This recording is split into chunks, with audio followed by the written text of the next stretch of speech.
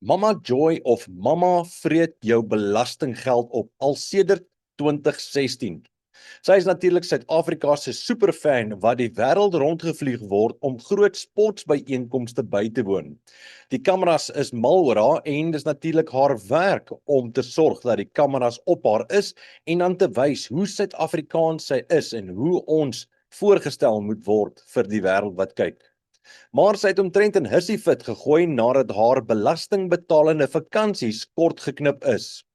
Sy het selfs vir die president gesê dat hy 'n ander sportsminister moet aanstel en sy het gesê dat sy is die gelukbringer wat maak dat die bokke byvoorbeeld wen.